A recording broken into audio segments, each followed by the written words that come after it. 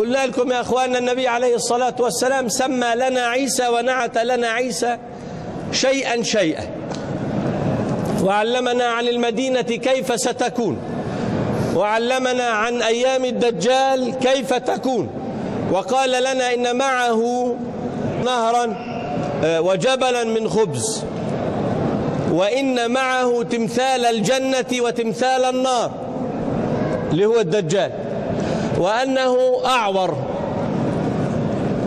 وأنه قطط، تمثال الجنة وتمثال النار. الدجال يا أخواننا إذا رضي عن رجل بالتالي الرجل كافر، الدجال لا يرضى عن مؤمن، فإذا رضي عن رجل هذا شهادة كفر للرجل، أخذه وألقاه في جنته يعني في النار. وإذا رضي كره أو غضب على مؤمن بالتالي هذا الرجل صالح بشهادة غضب الدجال عليه، أخذه الدجال وألقاه في ناره يعني في الجنة. قال عليه الصلاة والسلام معه تمثال الجنة وتمثال النار، واضح؟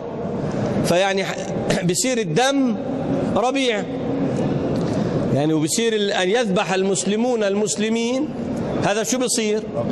ربيع.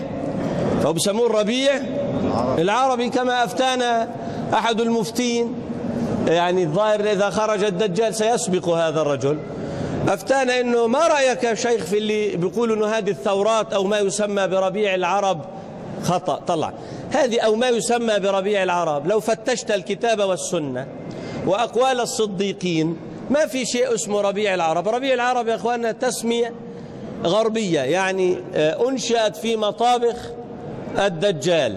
ربيع العرب هو في الأصل جحيم العرب وسواد وجوه المسلمين، هذا الأصل، واضح؟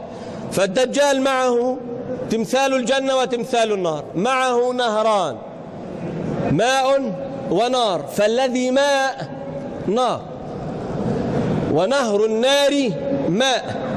قال عليه الصلاة والسلام فمن أدركه فليغمض عينيه اللي هو المؤمن وليطأطئ وليشرب من النار، فإن التي هي نار اللي هو النهر ماء، والماء نار. اليوم اطلع عليها يا أخوان، يعني إيش بدك إحنا نبقى إحنا في هذا الذل ولا نروح إلى نار الدجال؟ هو حقيقة هذا اللي صار الآن في المسلمين، هذا ناره بدا للعور من أمثاله ماء يحسبه الظمآن ماء ليس بشيء. إذا خرج الدجال قال عليه الصلاة والسلام الناس في جهد إلا من تبعه، في جهد يعني منهكون إلا من تبع الدجال. فبالتالي واضح الذي لم يتبع الدجال يعني المؤمن في جهد منهك. فمن قال لك أن الأصل أن تسعى إلى الحرية والديمقراطية والكلام اللي كهذا؟ ابتلى الله إبراهيم، يعني لما أخذ قوم إبراهيم وبنوا له بنيانا فألقوه في الجحيم، من منكم يتمنى هذا؟ فإذا كان أبوكم إبراهيم يبنى له ما يبنى ثم يلقى في الجحيم ثم يخرج من الأرض، قال لزوجه ليس في الأرض مؤمن ولا مسلم غيري وغيرك. فيعني الأصل كان الكافر اصبروا. هذا الدين أقيم على الصبر، الصلاة صبر والصيام صبر والحج صبر والزكاة صبر والتقوى صبر وحسن الخلق صبر، ولا لا يا أخوانا؟ إنما يوفى الصابرون أجرهم بغير حساب. فقلنا لكم يا أخوانا ما تستعجلوا كما استعجل بنو إسرائيل، تركهم موسى وأتى ميقات الله، قال له ربه ما أعجلك عن قومك يا موسى؟ قال هم أولئك على أثري يعني على سنتي، واستخلف فيهم هارون. قال فإنا قد فتنا قومك من بعدك وأضلهم السامري. ماذا فعل السامري؟ شو فعل يا أخوانا؟ كيف أضلهم؟ عجل. احنا قرآننا مفتوح ببقرة، وبقرتنا يعني سورة البقرة لا تكاد تمر على صفحات إلا وفيها العجل. افتح سورة البقرة، أول ما بكتهم الله قال ثم اتخذتم العجل، ثم مش مرة، ثم اتخذتم العجل، ثم اتخذتم العجل. ولاحظ احنا شو بنقول؟ عبدوا العجل. القرآن ولا مرة قال عبدوا العجل، بيقول اتخذتم، فواضح أنها خيرة، يعني خيروا بينه فاتخذوا العجلة. وأنا بقول لكم إخواننا العجل من عظيم كلام الله، جذوره علامة على عجالة اللي هي العجالة، مش هيك يا إخوان؟ ولكن العجل اللي كان من إيش كان مصنوع؟ من الزينة والحلي. من ذكر الذهب؟ من الزينة والحلي. واضح يا إخوان؟ والدنيا حلوة خضرة، الدنيا زينة، زين للناس حب الشهوات من النساء والبنين والقناطير المقنطرة من الخيل، من الذهب والفضة والخيل المسومة والأنعام والحرث، ذلك متاع الحياة الدنيا والله عنده حسن المآب. من الأوبة، يعني متى تكون أوبة؟ عرضت لك الزينة فاصبر وعليك بالأوبة. اسمع، والله عنده حسن المآب.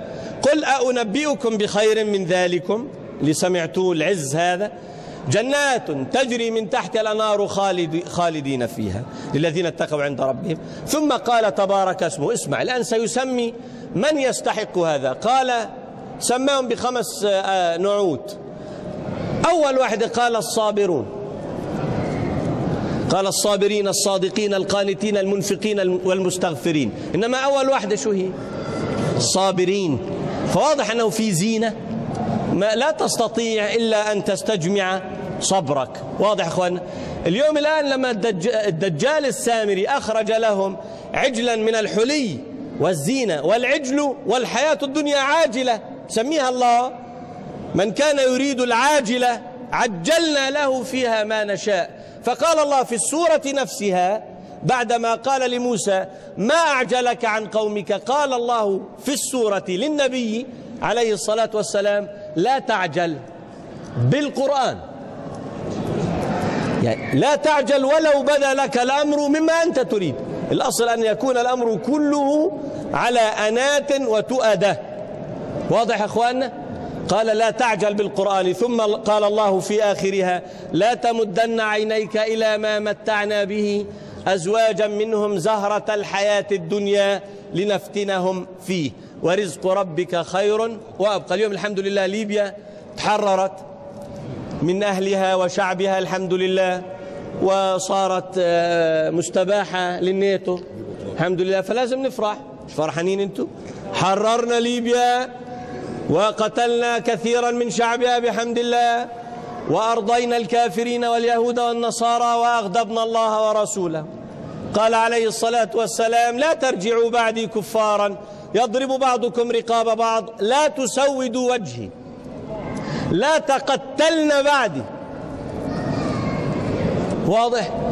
اليوم حرروا البلاد، هاي الآن سيسلمون الشام، كذلك لليهود والنصارى، وإن بقي شيء سيبقى لأثر الدجال ونسأل الله العافية. إنما كل هذا من وين أخوانا؟ أنا بقول لك والله لو أن عيسى ابن مريم وقف على نواحي ليبيا فأشار لمسلميها أن أنا أولى بكم فاخرجوا إلي، شيء لخرجنا. ولو أن واليها عض على ثيابنا لمزقناها وتركناها له رغبة بروح الله وكلمة عيسى ابن مريم. إنما قولوا لي على ما قتلنا أنفسنا، ويعني ماذا حصلنا وراءها؟ واضح حرية. يعني العراق يا أخواننا كان صدام حسين دكتاتور زي ما بيقولوا، يعني ضاغط على شعبها. الحمد لله هلا العراق بألف خير، ولا لا مظبوط، يعني قتل منهم 1,000,000 وفيهم تقريبا 5 مليون يتيم و1.5 مليون أرملة، وذهب في الأرض ونفط في السماء وانحرقت وقتل الرافضة السنة، بس تخلصنا من صدام حسين. يعني هل هذا لا يستحق؟ طلع لوين وصلوا المسلمين بهالجهالة؟ ثم أوطأوها لمين؟ لعلوج الغرب. فبالتالي لا تعاجلوا على هذا أخوانا، اصبروا. إذا أردتم أن تصلحوا ولاتكم فابدأوا بأنفسكم. أما إذا تريدون حرية وديمقراطية فأنا منكم براء، ولا حاجة لنا بكم ولا حاجة لكم بنا. إنما هذا الدين نصيحة للمؤمنين. قال عليه الصلاة والسلام: اصبروا حتى تلقوني على الحوض، ستلقون بعدي أثرة. أثر أن يستأثر الناس والملوك بالدنيا. قال: اصبروا إذا رأيتم هذا حتى تلقوني على الحوض، أيهما أغنى وأنعم وأزكى، حوض محمد عليه الصلاة والسلام أم دنيا الناس؟ وعدكم كذبكم مرة، قال لكم اصبروا حتى تلقوني على الحوض وما أدراك. ثم إذا كان الحوض يا عباد الله سيأتي قوم قبل النبي من الأمة، فتأتي الملائكة تأخذهم ذات الشمال، فيقول عليه الصلاة والسلام: أمتي، فيقولون: إنك لا تدري ماذا أحدثوا بعدك، ما زالوا على أعقابهم مرتدين. واضح؟ اصبروا. يعني لو أن أحدنا أخذ حقه بحق فهذا حق، إنما تبين الأمر وقلنا فيه. واضح؟ يعني لما موسى لقي الخضر قال له: إن اتبعتني فلا تسألني عن شيء حتى أحدث لك منه ذكر. لما موسى استعجل على نفسه في 3 قال عليه الصلاة والسلام: رحم الله موسى لو أنه صبر لتعلمنا من أمر الرجل. فاصبروا. واضح يا أخواننا؟ ليه بنصبر يا أخواننا؟ عشان ينتفع الملوك وعشان ينتفع ملوك العرب؟ لا. ليه بتصبر يا شيخ؟ حتى تنجو وأنت يوم الدين. أنت ما صبرت لينجو الملك، ولا لا أخواننا؟ تصبر لتنجو وأنت يوم تأتي كل نفس تجادل عن نفسها، إن تدعو مثقلة إلى حملها لا يحمل منه شيء. إذا أمك دعتك لا تجيبها يوم القيامة، لا تستطيع. واضح؟ فأنت افعل هذا لنفسك، كل نفس بما كسبت رهينة.